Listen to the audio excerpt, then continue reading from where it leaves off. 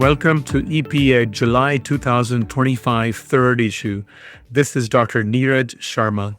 Today, we'll explore a critical issue regarding preventing atrial fibrillation, essentially moving out of the EP lab and discussing are there ways that we can actually prevent atrial fibrillation.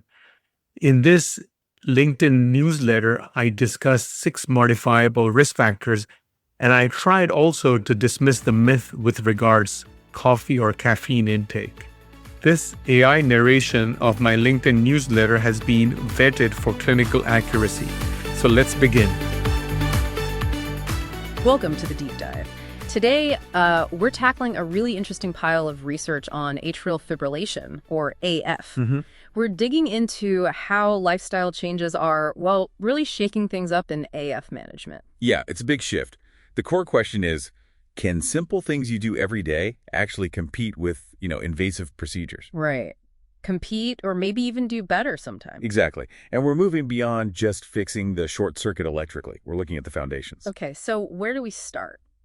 Well, the first finding is a bit surprising. It's about exercise. The double-edged sword idea. Precisely. Most people think more exercise is always better for the heart, right? Yeah, that's the standard advice. But the data shows this clear window. Moderate activity, say 1 to 4 hours a week, that definitely lowers your AF risk. Okay, that makes sense. The baseline benefit. But, and this is key, if you're a male athlete doing high endurance stuff, like over 8 hours of intense training a week, your risk can actually go up. Really? How does that work? It seems to be about atrial stretch and maybe some inflammation from that constant repetitive strain. The heart chambers literally get stretched. So for men, overdoing it can actually backfire. That's what the evidence suggests. Now, it's interesting, for women, the picture looks a bit different. They seem to get even more benefit from vigorous activity, and we haven't really found that same upper limit where it becomes harmful. A definite gender difference there. So exercise needs careful thought. It's nuanced, yeah. Okay, let's talk about things where maybe less is more. Big controllable risks. Obesity comes up again and again. Oh, absolutely. After high blood pressure is probably the biggest player. Right. For every 5 points your BMI goes up, your AF risk jumps by about 30%, almost a third. Wow. And why is that? What's the mechanism? Well, obesity seems to promote inflammation and fibrosis in the heart tissue. It basically creates this background environment and a rhythmogenic substrate where AF is more likely to start. Like preparing the ground for the problem. Exactly. The inflammation and scarring damage the tissue. Which brings us to some newer stuff, the metabolic side. Those GLP-1 drugs, the ones used for diabetes and weight loss. Right, the receptor agonists. The Transcarm AF study was fascinating. It showed they cut major AF-related events, things like stroke or hospitalization, by 13%. 13% is pretty significant. It is, and what's really interesting is that this benefit didn't seem to depend entirely on weight loss. Meaning the drugs might have some direct positive effect on the heart rhythm itself, beyond just helping people lose weight, which could be huge, especially for patients with severe obesity, BMI over 40. Okay, good to know. What about those silent agitators, things people don't always connect to AF? Sleep apnea is a big one, obstructive sleep apnea, or OSA. How common is that in AF patients? Incredibly common. Maybe around half of them have it, and often it's untreated. And untreated OSA basically doubles the chances of AF coming back after an ablation procedure. Doubles it. Wow. Okay, sleep matters. What about alcohol? Alcohol's effect is very clearly dose-dependent. More you drink, higher the risk. Is it a big jump? Even 1 extra drink per day bumps up the risk by around 8%. But the good news here is it seems reversible. Cutting back, or stopping completely, really improves long-term success in controlling AF. Abstinence helps. Got it. Okay, before we move off lifestyle, caffeine, the eternal question. For years, it was the first thing to go. Right. Ditch the coffee, but the latest guidelines have softened on that quite a bit. So coffee is okay now? Moderate amounts, yeah. Like 1 to 3 cups of coffee or tea a day. Generally safe. Some studies even show it might be slightly protective. Protective even? Now, they're still cautious about those high-dose energy drinks, but your regular morning coffee, for most people, it's probably fine. Off the hook. That's good news for many of us. Okay, so we can control diet, exercise, sleep, alcohol, caffeine, but then there are things we can't control, right? Your deep dive found some surprising fixed factors. Yes, some non-modifiable things that have a big impact. Let's talk about height. Height? Seriously? The data is pretty solid on this. Taller people have a significantly higher risk of developing AF. How much higher? It's estimated between 35% and maybe even 65% higher risk for every 10 centimeters. That's about 4 inches increase in height. Whoa, 35 to 65%. Why? It seems directly linked to having a physically larger atrium, the heart's upper chamber. Bigger chamber, more surface area, potentially more risk. It really highlights how basic physical structure plays a role. That is genuinely surprising. It shifts the focus from just behavior to, well, basic anatomy.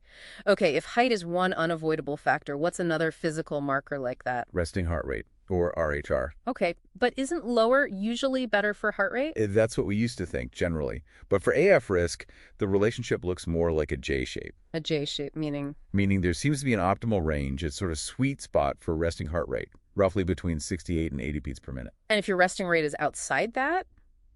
Too low or too high? Both associate with increased AF risk, yeah.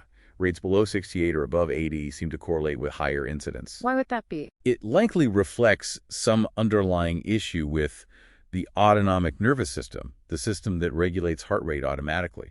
An imbalance, perhaps. So these are potent factors you just So- have.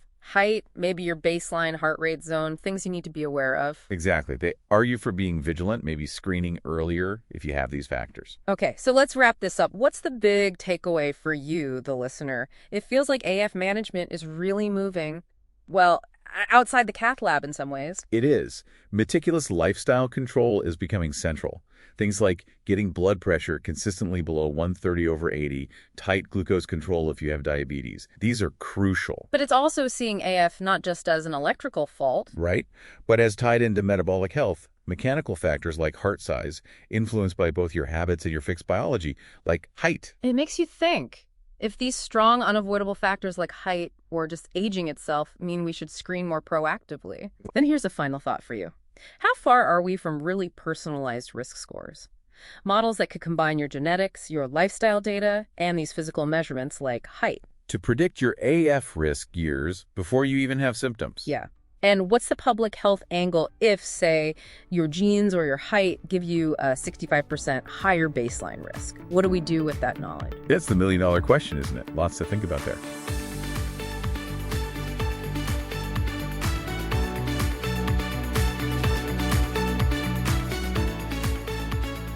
Thank you for tuning in to EP Edge. Key takeaways from this issue: exercise.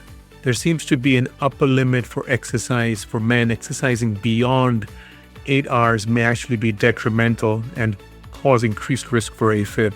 However, there appears to be no upper limit for women. The key modifiable risk factors have a tremendous impact in preventing atrial fibrillation. They include weight loss, hypertension, good tight management of diabetes, and diagnosis and treatment of obstructive sleep apnea. And again, it's key to limit alcohol consumption, and if you smoke, quit smoking.